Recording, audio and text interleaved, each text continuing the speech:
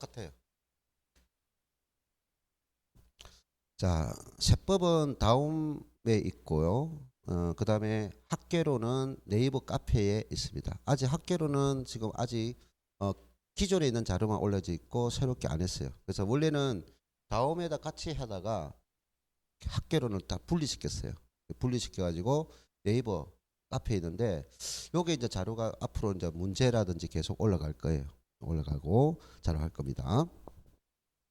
자, 나중에 못 찾으면 저에게 가져오세요. 예, 예, 정기령 맞습니다. 두 개예요, 두 개. 이름 두 개예요. 예, 예. 수상해요. 예, 정길령은 조상 우리가 돌림자고 호적상 이름이고 인철이는 어릴 때부터 집의 이름, 어머님이 나에게 써준 이름, 만들어준 이름. 자, 보겠습니다. 자, 그러면 정액법이 있는데요. 자, 정액법을 어떻게 하느냐 하는 건데 일단 정액법 보세요.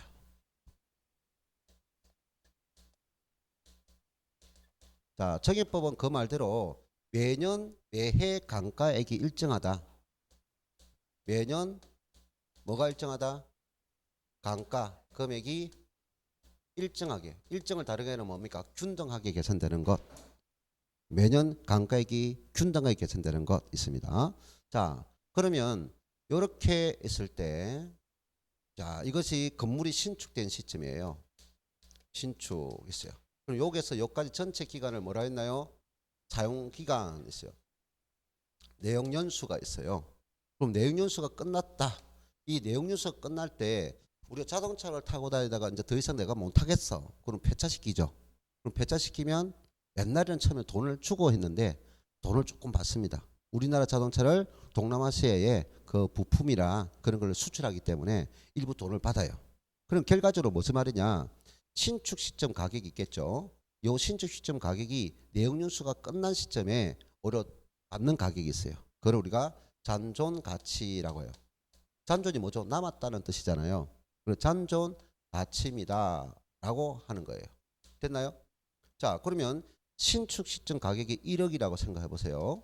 그럼 이 1억이란 가격이 내용 연수가 있어요. 이것을 간단히 10년이라고 합시다. 그럼 10년이 지났을 때 이 신축된 가격에서 내가 받을 수 있다. 회수되는 금액이 있다라고 보세요. 그러면 회수되는 금액이 1,000만 원입니다라고 했어요. 그러면 요 10년 동안에 얼마가 가치가 떨어진나요? 내가 신축가가 1억이잖아요. 그러면 내용속 10년이 끝난 후에 내가 1,000만 원 받잖아요. 그러면 10년 동안에 없어진 금액이 얼마예요? 아, 그러니까 없어진 금액 이래 하니까 합니까? 없어진 금액 하니까 합니까? 없어진 금액 이게 9천만 원이잖아요. 예? 그게 감가된 금액이잖아요. 없어진 금액. 이해됐나요? 그러면 요 9천만이라는 것은 몇 년 동안 감가가 된 금액이에요. 10년 동안 감가된 금액이잖아요. 알겠나요? 그래서 10년 동안 감가된 금액이 9천만 원이구나. 지금 이 금액을 산출할 때 어떻게 계산했나요? 이것이 재조달원가라고요. 뭐라고요? 재조달원가. 재조달원가에서 뭐를 뺐나요? 네, 잔존 가치를 차감하니까 이게 낮죠. 그런데 이 감가가 10년 동 감가를 말한다. 매년 똑같은 금액이 감가되게 만들자 이 말이잖아요. 그러면 몇 년이에요? 10등분 하면 되잖아요. 이걸 10등분 하면 된다고요. 그러면 이걸 나누기 뭐다? 무슨 연수? 내용 연수를 나누면 이 값은 몇 년분? 내용 연수를 나눴으니까 1년분 감가액이 되겠죠. 그럼 매년 이거 한 번만 계산하면 똑같은 감가가 된다 이거예요. 끝났네요. 그러면 매월 감가액 계산하세요 하면은 이 내용 연수에다가 곱하기 12를 해줘야 되겠죠. 12를 해주면 전체 월수가 나오죠. 그럼 월 단위라면 이거는 매월 감가액 됐죠. 이게 무슨 법이다? 정액법이라고요. 정액법. 그럼 정액법 공식을 그대로 적어봅시다. 정액법은 자, 첫 번째 뭐가 필요하다고요? 재조달 원가가 필요하다. 이 재조달 원가에서 마이너스 뭐를 차감한다? 회수 금액인 잔존 가액을 가치를 차감한다 이 말이에요. 됐나요? 그러면 이 금액이 방금 이 금액이었죠. 그럼 매년 똑같은 금액이 되니까 나눈다. 무엇을 내는다? 총 내용연수. 총 내용연수를 찾아라 이 말이에요. 됐나요? 그럼 문제에서 공식 끝난 거예요. 그럼 문제에서 뭡니까? 이런 것을 제시할 때 자, 문제에서 잔존 가치 금액을 주면 되는데 문제에서 나중에 이래 돼요. 자, 재조달원가가 있습니다. 재조달원가가 1억이에요. 근데 문제에서 이 잔존 가치가 얼마냐? 잔존 가치를 금액을 안 주고 10%예요. 준다고요. 몇 프로 준다고요? 10%. 그럼 어디에 10%입니까? 1억에 10%자는 거예요. 1억에 10%가 얼마예요? 1,000만 원이에요. 그럼 원래 계산한다면 1억에서 1억의 10%인 잔존 가치 1,000만 원 빼면 되잖아요. 그럼 또 다른 방법은 있어요, 없어요? 어차피 우리는 이급을 구하면 되잖아요. 그러면 요 10%는 이 기준까지 재조달원가의 10%는 남았으니까 강가는 걔가 강가되는 비율은 몇 프로가 강가돼요? 90%가 되는 거잖아요. 그럼 1억에 대한 바로 90% 해서 바로 9천만 원 계산하면 되죠. 이해됐나요? 자, 원래 방법은 어떻게? 재조달원가에서 다시 재조달원가의 10%엔 1,000만 원 계산해서 빼도 되고 어차피 이 금액의 10%가 남았으니까 강가는 90%가 강가된다. 그럼 1억에 90% 하면은 바로 이 계산이 되는 거죠. 이해됐나요? 그리고 총 연수를 나누면 돼요. 그러면 이 단위를 뭐냐 1년분 하면 연수만 나누면 되지만 매월 강가에 하면은 다시 12를 곱해서 산출하면 되는 거죠. 정해법 끝났어요. 정해법 문제가 나오면 기분이 너무 좋은 거야. 작년에 정해법 문제 났잖아요. 자, 그래서 밑에 자 봅시다. 예제 문제 볼까요? 원가법으로 산정한 대상 물건을 적산 가격을 물었어요. 자, 여기 무슨 가격 물었어요? 네, 적산 가격을 물었어요. 그럼 적산 가액이란 일단 뭐를 구해야 돼요? 재조달원가를 산출해서 뭐를 뺀다? 강가액을 차감하는 거야. 이거죠? 그럼 재조달원가 먼저 산출하고 강가를 산출하는데 자 봅시다. 사용승인일 신축 공사비가 6천만 원입니다. 신축. 그리고 사용승인일이 2018년 9월이고요. 기준 시점은 2020년 9월 1일입니다. 자 그러면 이렇게 해서 18년도죠. 그럼 9월 1일 빼고 18년도죠. 그럼 기준 시점은 언제예요? 20년이죠. 그러면 여기서 몇 년 지났습니까? 그렇죠. 19, 20이 되니까 2년 지났죠. 그럼 경과연수가 2년이다 이 말이에요. 경과연수는 2년이다 하는 거죠. 자, 그러면 건축비 지수가 있어요. 18년도는 100이고 그 다음에 20년도는 뭡니까? 110이죠. 자, 경제적 내연수는 몇 년입니까? 40년이에요. 그럼 여기서 전체 연수는 몇 년이다? 40년이에요. 이 말이에요. 되나요? 40년. 자, 그러면 강가 수정 방법 무슨 법을 하랬어요? 정액법 있어요. 내역연수 만료시 장가율이 몇 프로입니까? 10%예요. 자, 여기서 요 시점에 10%가 잔존 가치율이다 이 말이에요. 자, 그러면 구해 봅시다. 첫 번째 우리는 뭘 됩니까? 재조달원가를 계산해야 되죠. 재조달원가는 반드시 어느 시점? 기준 시점의 재조달원가야. 그러면 기준 시점 재조달원가를 산출하는데 지금 제시된 것은 2018년도에 신축될 때 그 금액이 얼마나 6천만 원이라 했어요.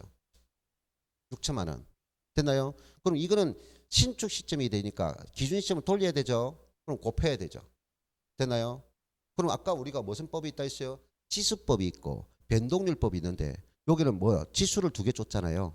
그럼 지수법을 쓸 때는 대사라고 했죠. 그럼 대상 부동산은 기준 시점이죠. 기준 시점 지수가 얼마죠? 110이잖아요.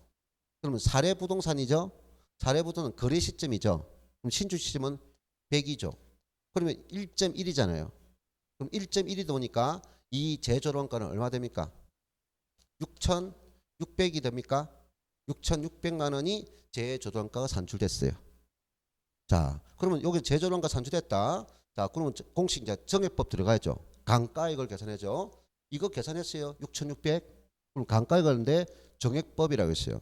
그럼 정액법은 다시 어디서 재조달 원가가 6,600이죠. 그중에 10%가 남았죠. 그럼 방금 원래는 6,600 계산해서 10%는 660을 빼주는 방법도 되고, 또 한 방법은 어차피 10%가 남으니까 차이나는 90%가 강가가 되는 금액이죠. 이해됐나요? 그럼 바로 곱하면 되죠. 자, 그러면 69 54 69 54니까 자, 전체 강가액은 얼마죠? 5,940만 원이 되죠. 되나요? 이 5,940만 원이 몇 년도분입니까? 아니죠. 40년분. 재조달 원가는 항상 총 내연수 가치다 하는 것을 명심하세요. 기준 시점이 남은 연수 아니에요. 40년분. 내연수 40년을 나눴어요. 자, 나누니까 1년분이 나와요. 몇 년분? 1년분이 나온다고요. 자, 그럼 1년분이 밑에 계산된 건 있나요, 혹시? 매년 강가액이 나왔죠. 예. 매년 강가액이 났어요. 그게 148만 5천 원 났죠. 예. 148만 5천 원이에요. 나중에 여러분 계산기 들으니까 걱정하지 말고. 알겠어요? 그러면 요거 대해서 이제 곱하죠. 요거는 1년분이 곱합니다. 몇 년 지났어요? 2년. 그럼 2년을 곱합니다. 됐나요? 자, 그러면 얼마 되죠? 296 297이 되나요? 297. 297만 원이 강가되잖아. 강가 수중액. 그러면 요 금액 6,600에서 6,600이 재조달원가니까 여기서 뭡니까? 강가액 이거를 차감하면 되잖아요. 시간 얼마 안 걸렸어요, 이거. 알겠어요? 자, 이것이다. 그리고 작년에 문제가 아주 쉽게 출된 것 중에 하나. 자, 그 다음에 정률법 갑니다. 484쪽.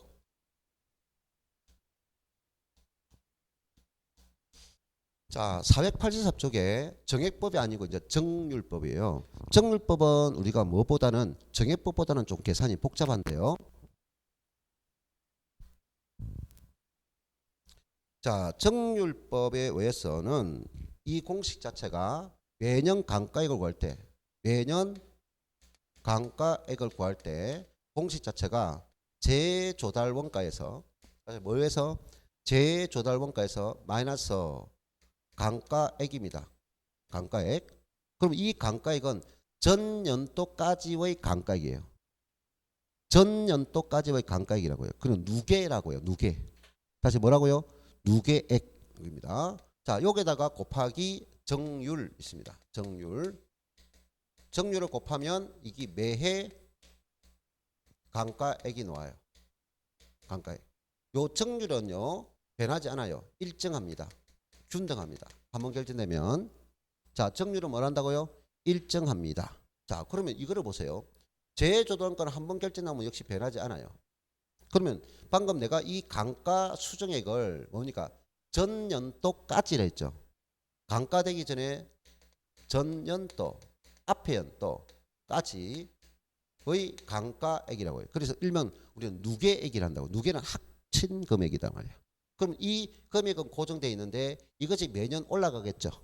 그러면 이 금액을 우리는 아직 상각되지 않았다 해서 미상각 잔액이라고 표현합니다. 자, 뭐라고요? 아직 상각되지 않은 미상각되지 않은 금액이다. 미상각 잔액이라는 표현했어요. 미상각 잔액. 미상각 잔액. 됐나요? 그래서 우리가 이거를 식을 간단히 하면은 미상각 잔액에 대해서 곱하기 뭐다? 정률. 이렇게 해도 매년 강가액이다 말이야. 미상각 잔액이 뭐다? 재조달원가에서 강가 누계액을 차감합니다. 그럼 이 미상각 잔액은 매년 증가하겠어요? 감소하겠어요? 이 금액은 고정인데 이것이 계속 높아지잖아요. 그럼 이 남아있는 금액이 계속 아직 미상각 잔액은 계속 줄어들겠죠. 1년 지나면 강가되고 남은 금액, 또 1년 지나면 강가되고 남은 금액은 계속 줄어들겠죠. 상식으로 생각해도, 아니 그냥 상식적으로 생각해도 처음에 1억인데 1년 지니까 1,000만 원 깎였어. 9천만 남았잖아. 또 1년 지나서 1,000만 원 깎여서 8천만 남았잖아. 미상각 잔액은 계속해서 줄어들 수밖에 없지 높아질 수는 없잖아요.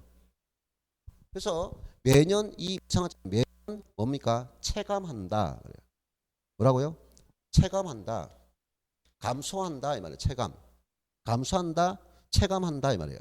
거기에다가 똑같은 정률을 일정한 정률을 곱하니까 이 결과인 매해 감가액도 매년 뭐합니까? 매년 이것도 체감하겠죠. 그냥 공식에서 이론을 보세요. 그냥 공식 자체에서 이론을 보라고요. 그럼 이것이 매년 체감하죠. 매년 체감한 값에다 일정한 비율을 곱하니까 이것도 매년 체감하죠. 그러니까 정액법은 아까 뭡니까? 매년 감가가 뭡니까? 같아 달라요. 매년 감가가 똑같은 금액으로 감가가 계산된다고요. 그냥 아까 연수로 나눠버렸으니까. 근데 정률법은 초기 연도는 감가액이 남은 금액이 많죠. 초기 연도 남은 금액이 많으니까 이만큼 감가되잖아요. 그 다음 더 감가는 줄었죠. 줄고 계속해서 줄은다는 말이야. 정률법은 초기 연도에 감가액이 많이 계산되고 기간이 긴 갈수록 감가액이 줄어드는 방식. 그래서 이거를 다른 말로 체감된 잔액에 대해서 곱한다 해서 체감잔액법 이렇게 한다고요. 다시 다른 말로 뭘 한다고요? 체감잔액법. 아까 정액법은 균등법 이렇게도 말한다고요. 균등하다. 정률법은 뭡니까? 체감잔액법 이렇게 한다고요. 체감잔액법. 자, 그러면 조금 전에 우리가 정액법 계산할 때, 자 보세요.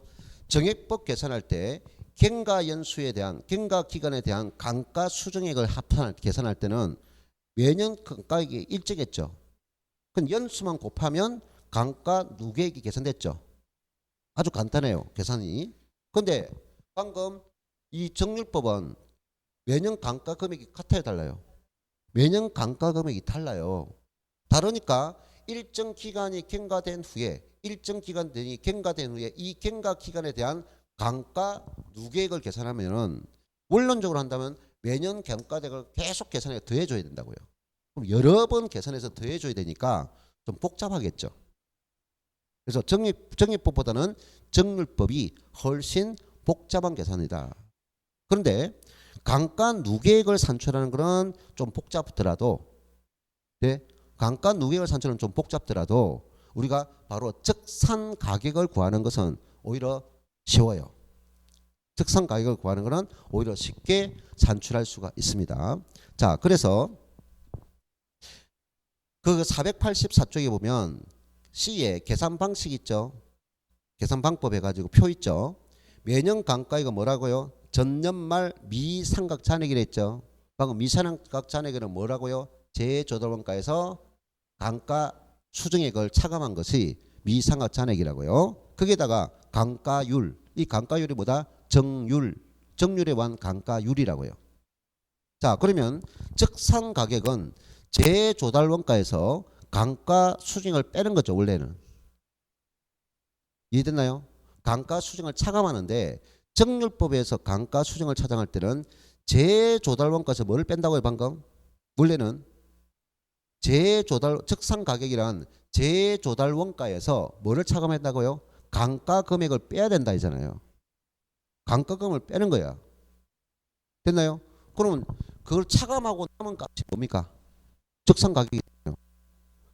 잔존 연수 기간에 대한 가치잖아요. 오케이? 그러면 잔존 기간에 대한 가치죠.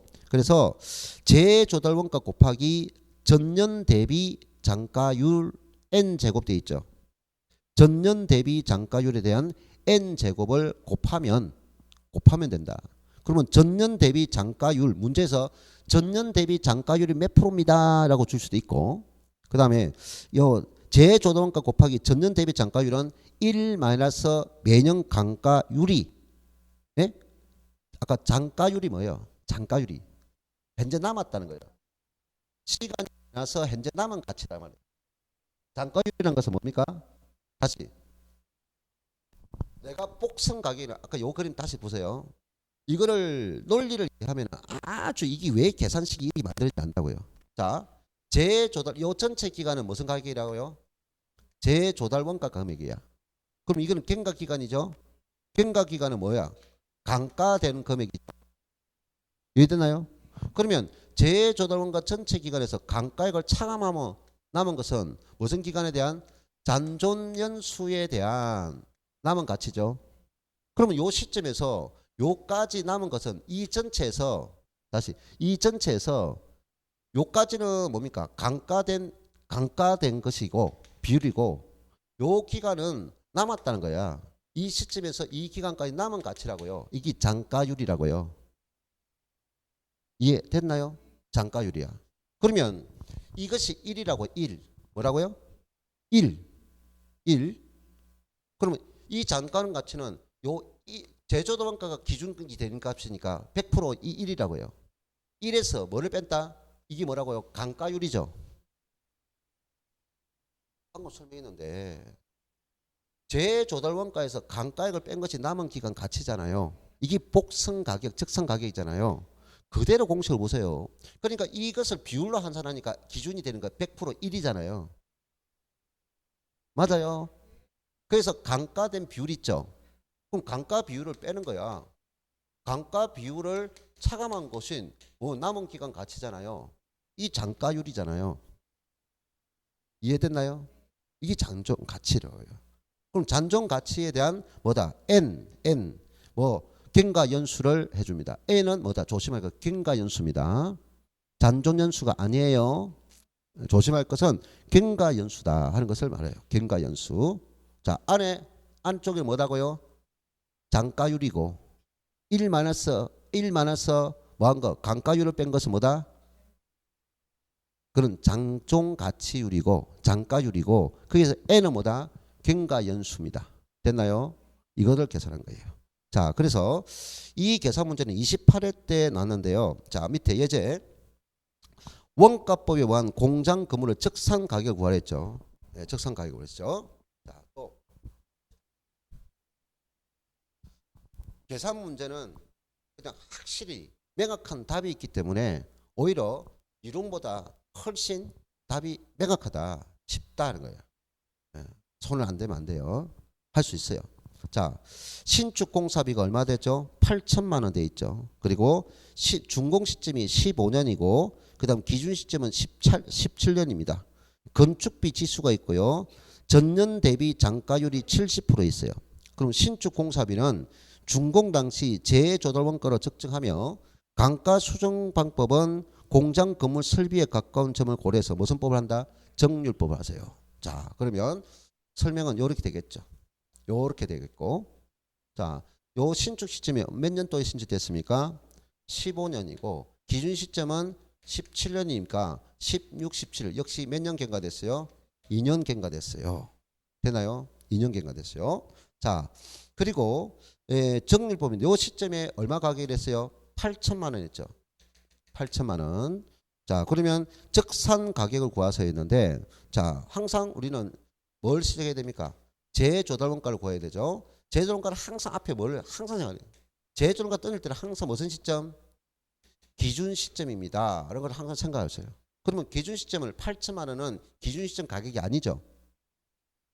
그래서 8천만 원에다가 곱하기 또 여기는 뭘 제시했나요? 건축비 지수 있죠. 역시 지수법을 했네요. 계속 사용하는 거라. 그걸 계속 풀면은 자연스럽게 공식이 안게 안 되겠나요?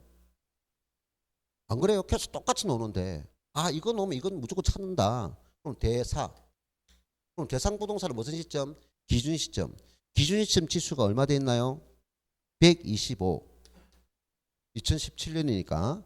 그러면 사례 시점은 언제요?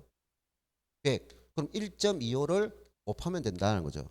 그럼 일단 밑에 재조달원가는 얼마 났다? 1억이 계산됐어요. 두드리니까. 알겠어요? 1.25를 곱하니까 1억이 났어요. 자, 그 다음에 이제 뭘 했다? 지금 문제를 구한 것은 이 가격은 얼마냐를 물었잖아요. 그러면 이 전체 금액이 얼마 났다? 1억이 났잖아요. 1억. 요 1억에서 2년분의 감가를 차감해주고 남은 것이 이거죠. 그래서 이 적산가를 바로 물었으니까 방금 재조달원가 1억에다가 곱하기 1 마이너스 해줘. 장가율을 계산하니까. 근데 1 마이너스 뭡니까? 강가율인데 원래서 1 마이너스 강가율을 해서 뭡니까? 경과연수 몇 년 경과됐어요? 2년 2제곱을 해야 되는데 여기서 이 공식을 강가율이 지금 문제 제시 안 됐잖아요. 이것이 제시되지 않았잖아요. 대신에 요 1억 이게 대신에 뭐를 제시했느냐? 곱하기 요 금액을 제시했어요. 요것이 1 마이너스 강가는 건 70% 제시됐다고요. 밑에 장가율 제시됐잖아요. 이것이 70%가 제시됐다고요. 70%는 0.7이죠. 70%는 뭐라고요? 0.7. 이거를 몇 제곱? 2제곱이라고요. 그러니 이 값은 그래가지고 0.7 곱하기 0.7이란 말이잖아요. 그럼 7749라는 말이잖아요. 네? 그래서 지금 49 얼마? 이 가치가 가치가 된다고요. 얼마? 그럼 4,900만 원. 얼마라고요? 4,900만 원. 4,900만 원이라고요. 네. 자, 그다음에 상한기금법이 있어요. 그러니까 공식만 알면 오히려 계산 문제가 훨씬 쉽다는 거죠. 자, 485쪽에 이거 상한기금법이 있어요. 상한기금법. 감채기금법이라는데 의의 봅시다. 상한기금법은 대상 물건을 내용연수가 만료되는 때의 감가 누계 상당액에 그에 대한 복리 계산의 이자 상당액 줄 것이요. 복리 상당액 이자 상당입니다. 포함하여 당해 내용수로 상환하는 방법을 말합니다. 그래서 상한기금법은 이것도 식은 원래 나중에 풀면 편하지만 이건 우리 주된 내용이 아니니까 상한기금법이 있다고 합니다. 이 상한기금법을 하면은 역시 정액법처럼 매년 똑같은 강가가 계산됩니다. 그것만 알아두세요. 상한기금법을 해도 매년 강가액이 뭐다? 일정합니다. 자, 이것만 알고 있고요. 그래서 이제 끝났고요. 여기서 맨 밑에 보면은 우리가 뭐가 있느냐? 485쪽에 보면 맨 아래 부분에 9번 특징 있죠. 특징 밑에 초기 강가 누계의 비교 있죠. 강가 누계가 뭐다? 합계다 말이죠. 그 다음에 적상 가격 비교 있죠. 자, 이 순서를 꼭 기억하시면 됩니다. 이거는 이론 문제인데 항상 순서를 뭐로 들으냐? 정율법. 그리고 항상 가운데는 정액법 몰려요. 정액법, 정률법, 정액법, 그 다음에 상한기금법 이렇게 해요. 자, 여기 넣었을 때 방금 묻는 지문이 자, 초기입니다. 초기. 자, 초기라는 것은 대략적으로 전체 내용 뉴스가 만약에 20년이라면 20년 중에 한 5년까지는 이 말이에요. 되나요? 5년 정도까지는 이 초기라고요. 그럼 초기의 감가액입니다. 초기 감가 수정액입니다. 우리가 여기 감가 수정이 누계를 뜻한다고요. 응? 감가 수정이 무엇을 뜻한다고요? 누계액을 뜻한다고요. 그럼 초기 감가액은 아까 우리가 정률법은 뭐 했어요? 초기에 감가액이 많이 계산돼서 적게 됐어요. 요렇게 그리면 된다고요. 네? 초기 감가액이 기간이 지날수록 적게 된다고요. 근데 정액법은 매년 감가액이 똑같은 금액으로 일정하게 감가가 된다고요. 매년 똑같은 감가. 이해됐나요? 그러면 초기에 감가 수익이 큰 것은 이런 식으로 된다고요. 이해됐나요? 하설표가. 그러면 우리가 감가 수정액을 차감한 후에 재조달원가에서 감가 수정을 차감한 후에 남은 것이 뭡니까? 적상 가격이죠. 오늘 몇 번 했다. 재조달원가 여기 전체 기간의 재조달원가에서 이걸 빼고 남는 금액이 적상 가격이죠. 그러면 이것이 크면 반대로 적상 가격이 더 적어지잖아요. 감가 수정이 클수록 남아있는 가치인 적상 가격, 복선 가격이 적다는 거예요. 그러면 큰 순서를 물었다면 이거는 반대가 되잖아요. 이거와 이거는 반대라고요. 감가가 많이 되니까 남은 가치는 오히려 더 적게 되고. 네? 그러면 적상 가격이 큰 것은 상한기금법이다 이 말이에요. 자, 됐습니다. 자, 그 다음에 486쪽에 이 3번 아까 관찰 감가법 설명드렸고 분해법 설명드렸고 시장추출법 임대료 손실하는 법입니다. 다시 보죠. 아까 감가액을 끌어오는 추출 방법은 감가 수익을 추출하는 방법은 직제법에 있다 있어요. 직제법은 어디서 가져오는 거다? 대상 부동산에서 가져오죠. 그 대상 부동산을 무슨 연수? 내용 연수를 보고서 산출하는 거라 있죠. 그러면 대상 부동산에 대해서 또 누가 감정 평가사가 직접 눈으로 보고 평가하는 거 있어요. 그걸 관찰 감가법이라 했죠. 됐나요? 그러면 대상 부동산의 무슨 원인? 감가 원인을 여러 개로 나누죠. 물리적 감가, 경제적 감가, 기능적 감가를 각 치유 가능 치유 부분을 나눠서 더해주는 방법이 분해법이라 했죠. 그런 직제법이고, 그러면 대상 부동산의 외부 환경에서 가져오는 것이 있었죠. 네, 시장에서 가져오는 시장 추출법이 있었고 임대료 손실하는 법이 있었다라는 거예요. 이건 이론 문제고, 알겠어요? 근데 이제 계산하는 것은 방금 무슨 법? 내용 연수에 따른 정액법과 정률법. 그리고 그것이 계산 문제 나오잖아요. 다른 거는 잘 안 나오고, 예, 됐습니다. 자, 이제 적산법 있는데 적산법은 이번에 넘어가고요. 489쪽에 갑니다. 이제 비교 방식이 있어요. 원가법 끝났어요. 자, 시장성, 그 다음에 비교 방식, 그리고 그게 가격 결정은 거래 사례를 가져와서 비교하는 방법이지. 그래, 거래 사례 비교 방법이 있어요. 됐나요? 거래 사례 비교 방법이 있어요. 그럼 그 가격 결정에 뭐다? 토지는 무슨 법을 한다? 공시지가 기준법을 적용한다 했어요. 이거를 기준법 대신에 비교라 말하면 안 돼요. 이건 기준을 가지고 하는 거고 비교하면 안 된다고요. 요거를 비준 가격, 이거는 토지 가격입니다. 여기는 뭐가 있느냐? 전부 다 조정치가 필요해요. 무슨 치? 조정치. 자, 무슨 치가 필요하다고요? 조정치가 필요해요. 그래서 이거는요. 자, 봅시다. 사례를 가져와요. 사례를. 뭐를 가져온다고요? 사례. 그럼 사례를 가져오는데, 자, 사명 대사. 일단 암기할 거. 사명 대사. 명 필요 없어요. 그러면 항상 우리는 뭘 조정하느냐? 뭐가요? 사례 부동산이라고요. 뭐라고요? 사례 부동산 가격이라고요. 됐나요?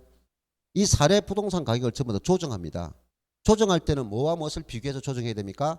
대상 부동산과 사례 부동산을 비교 조정한다고요. 조정은 뭐와 무엇을 비교해야 돼? 사례와 비교해서 조정한다고요. 사례와 비교해서 조정한다고요. 그래서 대3이다. 아까 대가 뭐라 했어요? 이미 했는데 대상 부동산, 사는 사례 부동산, 대상 부동산 시점은 기준 시점, 사례 부동산 시점은 가거니까 거래 시점. 됐나요? 그러면 여기다가 요 대사는 조정치를 할 겁니다. 이 조정치에 대해서 사례 부동산에 전부 다 곱할 거예요. 사례 부동산에 전부 다 뭐라고요? 곱할 거라고요. 그 곱할 때 조정치가 있어요. 조정치가 뭐요? 비율이죠. 비율을 곱해서 계산할 거예요. 그럼 요 조정치가 뭐가 있는지 말면 되는 거예요. 그래서 사례 부동산 가격에다가 조정치를 곱하고 난 결과값이 우리는 뭐다? 비준 가격이 된다 하는 거죠. 사례 부동산 가격에 뭐를 한다? 조정치를 곱하여서 산출한 값이 비준 가격이다. 그럼 또 요까지만 하면 또 간단해요. 방금 우리가 원가법에서 적산 가격이란 재조달 원가에서 뭘 차감한다? 감가 수정액을 차감한 것이 적산 가격이다. 됐죠? 그러니까 재조달 원가를 알아야 된다 했죠? 그럼 감가 수정을 알아야 된다 했죠? 내용이 들어가는 거지. 그럼 요것도 비중 가격이란 사례 부동산 가격에서 뭐한다? 조정치입니다. 조정치는 뭐와 무엇을 가지고 조정한다? 대사를 가지고 조정한다고요. 알겠어요? 그러고 나온 결과가 비중 가격입니다. 그럼 조정치만 알면 되겠네요. 자, 그럼 조정치. 자, 지금 뭐 장단점이나 그거를 몰라야 돼요. 지금 이런 거 막 다른 거는 지금 이론적으로 필요 없고 이거를 풀 수 있으면 그 이론이 나중에 자연스럽게 잡힌다. 그래서 앞에 강의에서는 일일이 한번 살펴봤는데 지금은 그거 필요 없고 493쪽 보세요. 493쪽 보면은 가로 5번 있나요? 예. 사례 자료의 정상화 있어요. 그거 별표시 3개 하라고요. 이거를 계속 학습하면 되는데 아까도 한번 설명했는데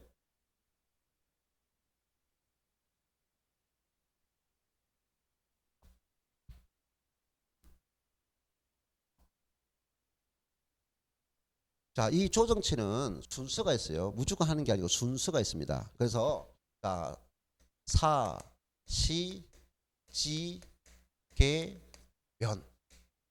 사시, 지, 개, 면 등입니다.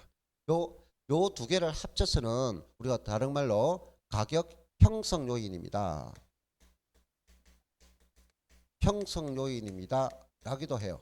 이 두 가지는. 자, 그러면 사, 시, 지, 개, 면. 이 순서입니다. 사시, 지, 개, 면 있어요. 자, 먼저 요거 사 있는데 자, 첫 번째 이게 뭐냐? 사정 보정입니다. 뭐라고요? 사정 보정이다 하는 거죠. 사정 보정. 그러면 사례 부동산이 대상 부동산과 비교해서 대상 부동산이 현재 금매가 될 수도 있고 사례 부동산이 금매가 될 수 있죠. 알겠어요? 그러면 대상 부동산과 사례 부동산의 어떤 금매라든지 특수한 사항이 발생하지 않는다면 이걸 할 필요가 있어 없어? 없다고요. 어? 뭔가 급박한 천재지변이라든지 정상적 거래가 형성되지 못하는 어떤 사건이 발생했느냐 안 오냐 있으면 조정할 때는 그런 사건이 없다면 이거는 할 필요가 없다고요. 그럼 있다면 조정하게 됩니다. 그러면 사정 보정치 조정은 오로지 뭐가 되느냐? 분모 분자에서 대사입니다. 대사. 조정치 대사. 그래서 아까 설명한 거예요. 계속 조정치는 끝이에요. 근데 항상 조정할 때 조정치를 구할 때는 대사에서 분모 분자가 똑같은 퍼센트 100%를 주고 합니다.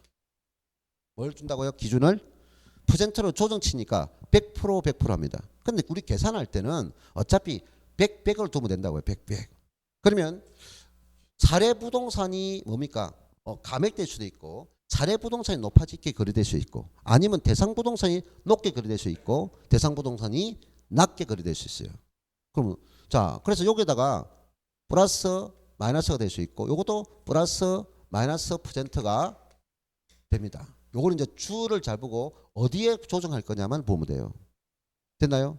그래서 이거를 산출한 것이 사정 보정 조정치 끝입니다. 대사만 알면 돼요. 뭐만 알면 된다고요? 대사만 알면 돼요. 사정 보정치는 어떻게 한다? 대사 100을 출발해서 어디가 사례가 조정되느냐. 그걸 계속 익히면 돼요. 끝이에요. 근데 이 사정 보정은 아까 뭘 할 때는 안 된다? 공시지가 기준법 할 때는 감정평가사가 뭐 현재 시점에 표준지 가격을 제시했기 때문에 예? 사정 보정은 필요 없다라고 했어요. 끝났고요. 자, 두 번째는 이게 뭐죠? 이미 했어요. 이미 원가보유 또 했어요. 이게 뭐냐? 시점을 추정한다. 시점이 아까 가거 기준 시점과 사례 부동산 가거 시점이 시차가 존재합니다. 그러면 지금 사례를 가져오는데 올해 2021년이야. 그럼 사례를 가져오니까 2021년 지금 4월 달인데 사례를 가져올 때 2021년 1월 달에 사례를 가져왔어. 그럼 시점이 필요 있어요 없어요? 차이가 별로 안 있잖아요. 물가지수라든지 지가 변동이 별로 없겠죠. 이때는 뭐냐? 시점 수정할 필요가 없겠죠. 근데 내 사례 부동산이 뭐 5년 전, 10년 전에 사례를 가져왔다면 시점에 물가지수도 다를 거고 가격 변동도 여러 번 있었겠죠. 그러니까 조정하는 거예요. 그래서 시점 수정한다. 자, 시점 수정할 때는 1번 두 가지 방법이다. 두 가지 방법. 1번, 2번이에요. 아까 지금 계속할 때 우리가 방금 뭘 구했어요? 적산 가격 구했죠. 적산 가격은 과거 시점의 신축 가격을 기준 시점을 조정할 때 두 번이라서 계산했어요. 무슨 법 했어요? 지수법이 있었죠. 무슨 법? 지수법. 그래서 시점 수정한 하나는 지수법이라고 했어요. 자, 지수법은 뭐 한다고 했어요? 이것도 대사잖아요. 분모 분자. 그럼 대상 부동산은 어느 시점이라고 했어요? 기준 시점에 대한 문제 제시합니까 안 합니까? 제시해요. 그러면 기준 시점 지수를 분자로 두면 되고 사례는 뭡니까? 거래 시점 지수입니다.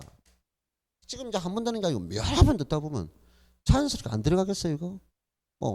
아무리 그래도 계속 때리는데 때리는 안 아파요? 응? 멍들어요. 근데 한 번 축 때리면 멍 안 들어요. 멍들게 좀 때려봐라요 말이야. 멍들게. 반복을 안 하고서는 와 모르겠다 하면 안 돼요. 충분히 할 수 있는 지수법 대3이다. 자, 하나는 변동률법이 있어요. 자, 변동률법. 변동률법은 아까 뭐 한다고요? 1 기준 한다고요. 1 플러스 R 있어요. R. 그 다음에 N제곱 1 플러스 R의 N제곱. 근데 대부분 이 변동은 대부분 가치가 대부분 올라가는 겁니까? 내려갑니까?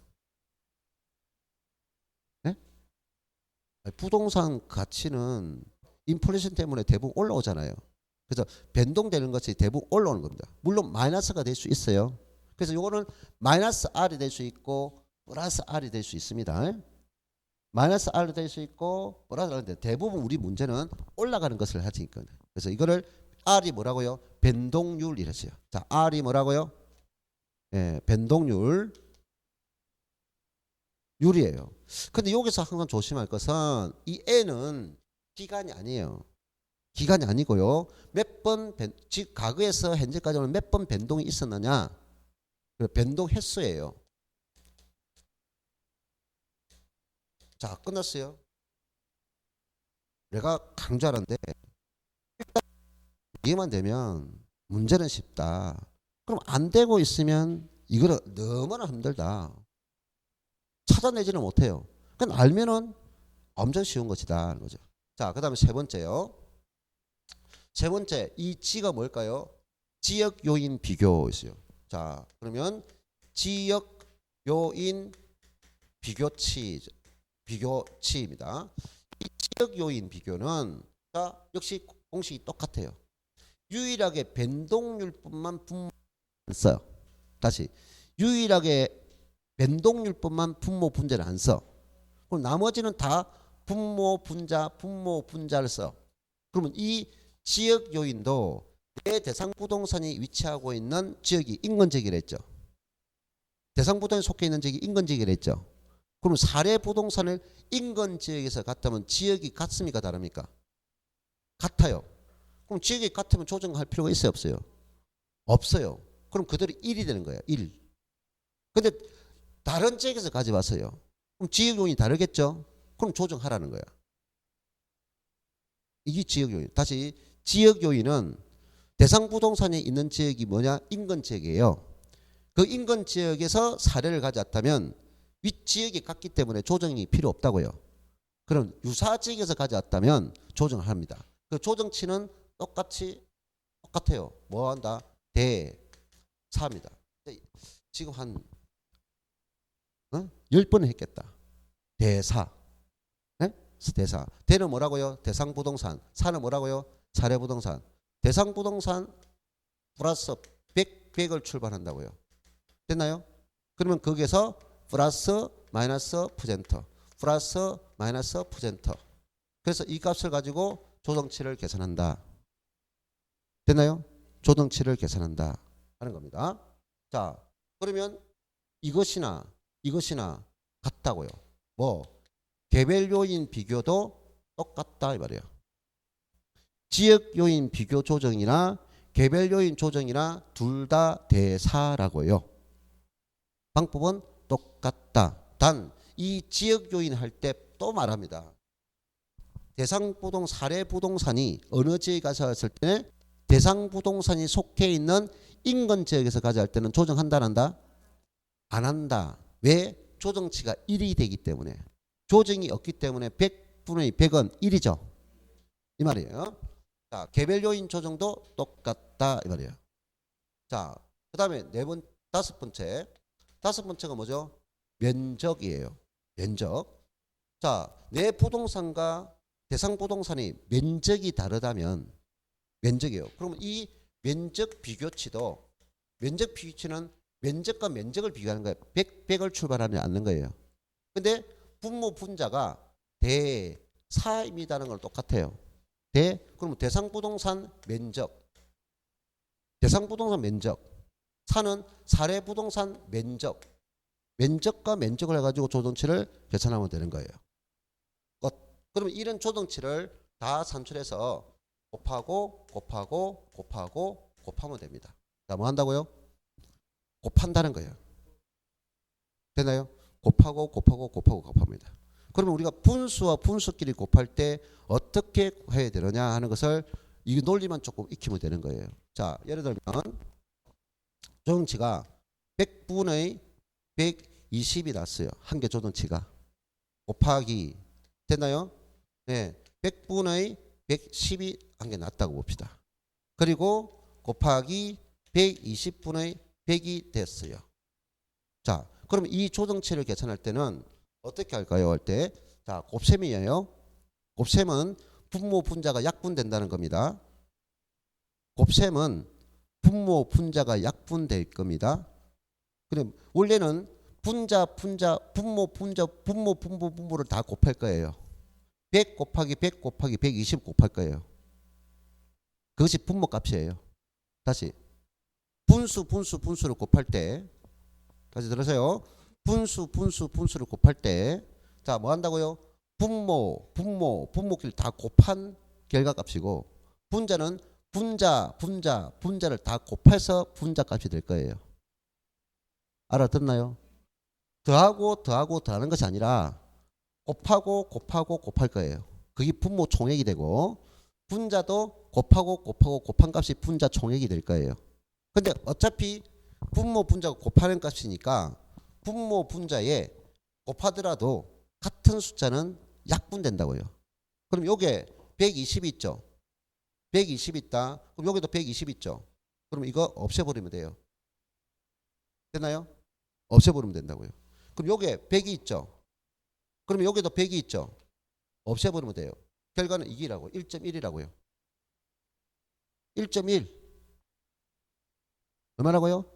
남은 거 이것밖에 없잖아요. 결국은 1.1이야. 그래서 이걸 다 공식 적어놓고 분수를 할 때 약분할 수 있는 거는 최대한 분모 분자에 같은 값이 있으면 없애라 말이에요. 그래 놓고 남은 것을 가지고 계산하면 된다고요. 이해됐습니까? 됐어요. 그래서 이것을 우리가 거래사례 비교법, 공시지가 기준법 설명했어요. 자, 여기 볼까요? 495.